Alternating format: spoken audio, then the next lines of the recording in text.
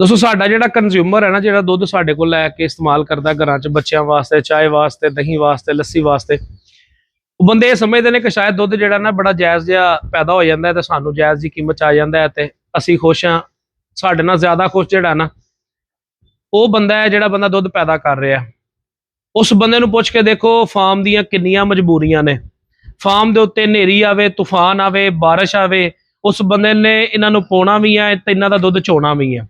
ਉਹਨਾਂ ਬੰਦਿਆਂ ਨੇ ਚੁੱਕ ਕੇ ਤੁਹਾਡੇ ਤੱਕ ਪਹੁੰਚਾਉਣਾ ਵੀ ਹੈ ਤੇ ਤੁਸੀਂ ਘਰਾਂ 'ਚ ਬਹਿ ਕੇ ਜਿਹੜਾ ਨਾ ਸਕੂਨ ਦੇ ਨਾਲ ਚਾਵਾਂ ਬਣਾ ਕੇ ਤੇ ਪੀ ਜਾਣੀਆਂ ਨੇ, ਲੱਸੀਆਂ ਬਣਾ ਕੇ ਤੇ ਪੀ ਜਾਣੀਆਂ ਨੇ, ਦਹੀਂ ਬਣਾ ਕੇ ਤੇ ਖਾਈ ਜਾਣਾ।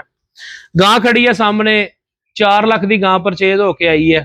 ਆਂਦਿਆਂ ਗਾਂ ਦੇ ਇੱਕ ਥਣ ਨੂੰ ਮਸਲਾ ਬਣ ਗਿਆ ਹੈ ਔਰ ਉਸ ਗਾਂ ਦੇ ਉਸ ਥਣ ਦੀ ਵਜ੍ਹਾ ਤੋਂ ਇੱਕ ਤੇ ਟੀਕੇ ਲੱਗਣੇ ਨੇ, ਦੂਸਰਾ ਗਾਂ ਨੇ ਕਮਜ਼ੋਰ ਹੋਣਾ, ਤਕਲੀਫ ਚ ਆਉਣਾ ਟੀਕਿਆਂ ਤੋਂ ਬਾਅਦ।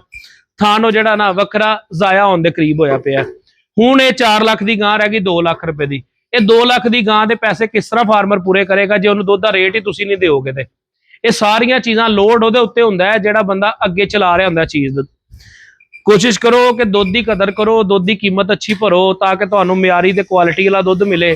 ਜਦੋਂ ਦੁੱਧ ਦੀ ਕੀਮਤ ਅੱਛੀ ਨਹੀਂ ਹੋਏਗੀ, ਅਗਲਾ ਬੰਦਾ ਘਰੋਂ ਪਾ ਕੇ ਕਦੀ ਵੀ ਤੁਹਾਨੂੰ ਦੁੱਧ ਪੂਰਾ ਕਰਕੇ ਨਹੀਂ ਦੇਗਾ। ਉਸ ਬੰਦੇ ਨੇ 10 ਰੁਪਏ ਦੀ ਚੀਜ਼ ਲੈ ਕੇ ਤੁਹਾਨੂੰ 11 ਰੁਪਏ ਦੀ ਦੇਣੀ ਹੈ, ਠੀਕ ਹੈ। ਜੇ ਉਹਦੇ ਕੋਲ ਪੈਦਾ ਹੀ 11 ਰੁਪਏ ਦੀ ਹੋ ਰਹੀ ਹੋਵੇ ਤਾਂ ਕਿਸ ਤਰ੍ਹਾਂ ਤੁਹਾਨੂੰ 8 ਰੁਪਏ ਚ ਦੇਗਾ। ਜਾਂ ਤੇ ਜਿਹੜਾ ਦਰਮਿਆਨ ਦੇ ਵਿੱਚ ਬੰਦਾ ਹੁੰਦਾ ਹੈ, ਉਹ ਬੰਦਾ ਕੋਈ ਦੁੱਧ ਦੇ ਵਿੱਚ ਮਿਲਾਵਟ ਕਰਦਾ ਹੈ ਤੇ ਉਹ ਤੁਹਾਡੇ ਤੱਕ ਖਾਲਸ ਨਹੀਂ ਪਹੁੰਚਾਉਂਦਾ, ਤੇ ਜਾਂ ਫਿਰ ਆਪਣਾ ਜਿਹੜਾ ਨਾ ਅਗਰ ਤੁਸੀਂ ਫਾਰਮਰ ਨੂੰ ਉਹਦਾ ਹੱਕ ਨਹੀਂ ਦਿਓਗੇ ਤੇ ਉਹ ਤੁਹਾਨੂੰ ਖਾਲਸ ਨਹੀਂ ਦੇਗਾ। ਅਗਰ ਤੁਹਾਡੇ ਕੋਲ ਚੀਜ਼ 2 ਨੰਬਰ ਆਏਗੀ ਤੇ ਤੁਸੀਂ ਉਹ ਤੋਂ ਢੇਰ ਸਾਰਾ ਨੁਕਸਾਨ ਕਰੋਗੇ।